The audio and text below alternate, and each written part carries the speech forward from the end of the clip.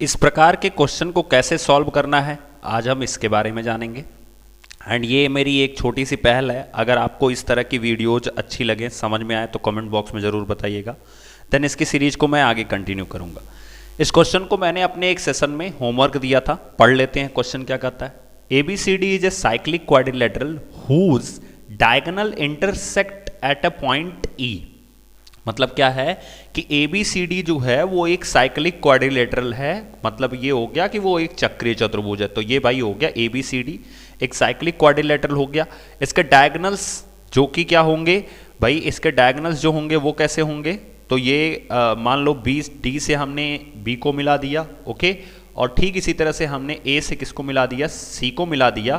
तो ये एक पॉइंट पर इंटरसेक्ट कर रहे हैं, उस पॉइंट का नाम E दे रखा है। ठीक है, याद रखिएगा क्या दे रखा है, E दे रखा है। आगे बात करते हैं। Angle DBC is 70 degree. Angle DBC is 70 degree, इसका मतलब यहां पर जो कोण बन रहा है यह 70 अंश दिया गया है, यह 70 अंश दिया गया है।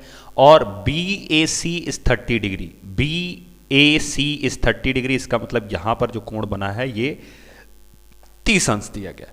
पूछा गया BCD की वैल्यू बतानी है, यानी कि आपको BCD की वैल्यू बतानी है। अगर मैं बात करूं फाइंड ECD आपको दिखा गया, अच्छा BCD और ECD दोनों आपको पता करने। इसका मतलब BCD मतलब ये पूरा एंगल भी आपको पता करना है, और याद रखिएगा और क्या पता करना है, और साथ ही साथ आपको यह भी पता करना है कि एंगल ECD कितना होगा। एंगल ECD कितना होगा, EC और D मतलब ये वाला एंगल कितना होगा, ये भी आपको पता करना है।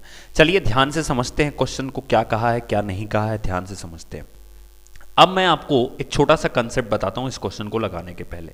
बहुत ध्यान से, बहुत इत्मीनान से समझिएगा, आपको पूरा का पूरा क्वेश्चन जो कंसेप्ट है वो क्लियर हो जाएगा। जैसे मान लीजिए कोई अगर सर्कल है, ठीक है, तो उसमें अगर एक जीवा खींची जाती है, जैसे मान लीजिए ये एक आपका एक वृत्त है और इसमें एक जीवा खींची जा रही है, एक जीवा खींची जा रही है, ठीक है, एक जीवा कुछ इस तरह से खींची जा रही है, आप देख रहे हो इस तरह से एक जीवा खींची गई, जिसे हम कॉर्ड बोलते हैं। बहुत ध्यान से समझिएगा, इसे कॉर्ड बोलते हैं। तो ये मान लीजिए AB एक जीवा है। अब इस जीवा के थ्रू परिधि पर बनने वाले दो कोण, परिधि पर बनने वाले दो कोण, जैसे मैं अगर बात करूं परिधि पर बनने वाले दो कोण कौन कौन से, मान लीजिए एक कोण यहां पर बन रहा है, जिसे हम कह सकते हैं कि इसका नाम मैं P लिख सकता हूं। और ठीक इसी जीवा से बनने वाला जो दूसरा कोण है, इसी जीवा से बनने वाला जो दूसरा कोण है वो यहाँ पर बन रहा है, और दोनों के दोनों परिधि पर बन रहे हैं माय डियर फ्रेंड्स। तो ये भी हम कह सकते हैं कि दोनों के दोनों कोण एक सेगमेंट में बन रहे हैं, यानी ये P हो गया, ये Q हो गया। क्लियर हो गया। तो याद रखिएगा ये दोनों कोण आपस में क्या होंगे, बराबर होंगे। क्यों बराबर होंगे, क्योंकि इन कोणों से जो निकलने वाली रेखाएं हैं वो A और B पर ही जाके गिर रही हैं। इसी तरह से P वाले कोण से भी निकलने वाली जो रेखाएं हैं वो A और B पर ही जाकर गिर रही हैं।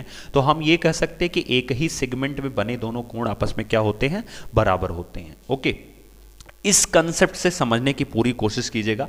अगर हम CD को, ध्यान से सुनिएगा, अगर हम CD को, यानी कि ये जो CD है ये एक जीवा ले लेते हैं, तो एक इस CD से परिधि पर एक कोण B बन रहा है। आप देखो B से जो दोनों रेखाएं निकल रही हैं वो C और D पर आ रही हैं। इसी तरह से A से अगर आप देखोगे तो A से जो रेखाएं निकल रही हैं ये भी कहां पर आ रही हैं, ये भी C और D पर ही आ रही हैं। तो इसका मतलब ये हो गया सर कि यहां पर यह कोण अगर 70 अंश है तो यह भी कोण कितना होगा, 70 अंश होगा। बताओ ये बात क्लियर हुई कि नहीं हुई। अगर ये 70 अंश हो गया सर, तो इसका मतलब ये पूरा का पूरा कोण हो गया 100 अंश। पूरा का पूरा कोण कितना हो गया, 100 अंश। यानी कि हम लिख सकते हैं कि एंगल DAB जो हो गया वो हो गया 100 अंश। और याद रखिएगा कि एंगल DAB और प्लस एंगल BCD ये दोनों मिलकर के 180 अंश होने वाले हैं। क्यों, क्योंकि याद रखिए ये साइक्लिक क्वाड्रिलेटरल का रूल होता है कि अपोजिट एंगल जो होते हैं उनका सम 180 डिग्री होता है। उनका सम 180 डिग्री होता है, मतलब एंगल A और पूरा एंगल C जो है ये मिलकर के 180 अंश होगा। इसका मतलब सर अगर ये 100 अंश है तो ये पूरा एंगल 80 डिग्री होगा। इसका मतलब सर BCD की जो वैल्यू हो जाएगी वो हो जाएगी 80 डिग्री। बताओ ये चीज़ क्लियर हुई कि नहीं हुई। क्यों, क्योंकि सर DAB की वैल्यू 100 डिग्री है, तो यहां पर हम 100 लिखेंगे, plus angle B C D हमारा कितना हो जाएगा, एंगल बी सी डी हमारा हो जाएगा ये दोनों मिलकर के 180 अंश।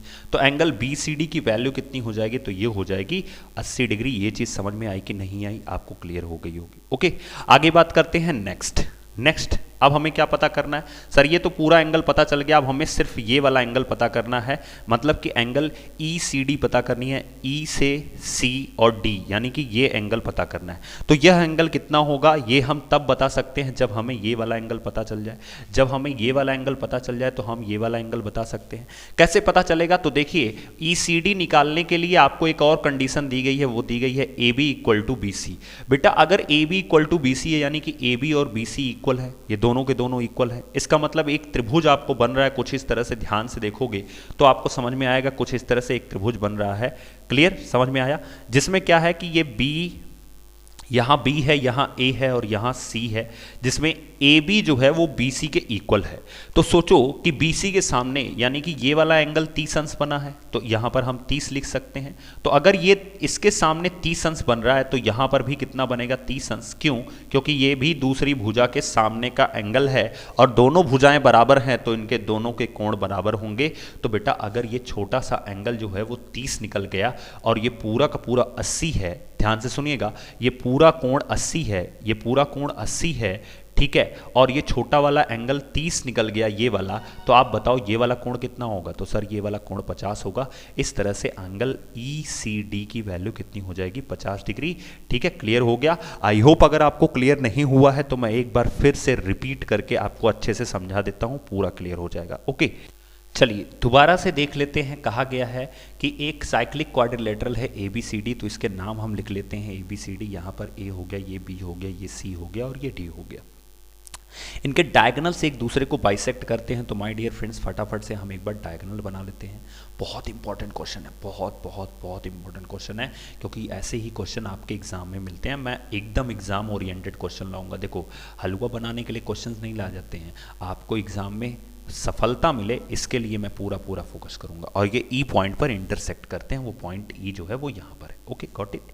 अब आगे क्या लिखा गया है, डी बी सी की वैल्यू 70 डिग्री है। तो भाई मेरे डी बी और सी, तो ये डिग्री हो गया 70 अंश। बताओ क्लियर हुआ कि नहीं हुआ, ये हो गया 70 अंश। ओके, समझ में आ गया। अगर ये 70 अंश हो गया तो देखो ना कि इस B से जो रेखा निकल रही है वो D पर आ रही है, इस B से जो रेखा निकल रही है वो C पर आ रही है। ठीक इसी तरह से इस A से जो रेखा निकल रही है वो भी C पर आ रही है और इस A से जो रेखा निकल रही है वो D पर आ रही है। इसका मतलब ये भी डिग्री कितना हो जाएगा, 70 अंश। बहुत सिंपल से कंसेप्ट से आपको पता चल गया। ओके, आगे क्या लिखा गया, BAC की वैल्यू 30 डिग्री लिखी गई है। BA और C, इसका मतलब ये वाला एंगल कितना लिखा गया है, 30 अंश लिखा गया है। तो भाई मेरे अगर ये 100 अंश हो गया तो बताओ ये पूरा एंगल 80 अंश होगा कि नहीं होगा, ये पूरा एंगल 80 अंश होगा कि नहीं होगा, तो बिल्कुल होगा। और यही आंसर होगा बी, सी और डी का। क्लियर, कितना आंसर होगा, बी सी डी का आंसर कितना होगा, तो ये हो जाएगा 80 अंश। अब बात करते हैं कि सर लिखा गया है A B equal to B C, इसका मतलब क्या हो गया कि एक ट्राइंगल बन रहा है। ध्यान से देखोगे तो ट्राइंगल कुछ इस तरह से बन रहा है। अगर आप ध्यान से देखोगे कुछ इस तरह से एक ट्राइंगल बन रहा है, ठीक है, जिसमें ए है, बी है और सी है, जिसमें लिखा गया कि ए बी जो है वो बी सी के इक्वल है। तो एक बात सुन लो, अगर दो रेखाएं बराबर हैं तो उनके सामने के कोण भी बराबर होंगे। मतलब इसके सामने का ये कोण और इसके सामने का ये वाला कोण दोनों आपस में बराबर होंगे। तो सर ये वाला कोण तो 30 दिया है, इसका मतलब ये वाला कोण भी कितना हो जाएगा, 30 हो जाएगा। इसका मतलब हम ये कह सकते हैं कि सर ये जो छोटा वाला एंगल बनेगा ये 30 डिग्री बनेगा। और ठीक इसी के तरह से अगर ये पूरा का पूरा 80 है, अगर ये पूरा का पूरा 80 है तो यहाँ पे कितना बनेगा, 50 डिग्री बनेगा। और यही आपसे पूछा गया था कि ई सी डी की वैल्यू कितनी है, तो एंगल ई सी डी की वैल्यू कितनी हो जाएगी, 50 डिग्री। आई होप ये पूरा का पूरा कंसेप्ट आपको क्लियर समझ में आया होगा। धन्यवाद, फिर मिलेंगे इसी तरह के कुछ क्वेश्चंस के साथ। फीडबैक जरूर दीजिएगा कि इस तरह का अप्रोच आपको कैसा लगा।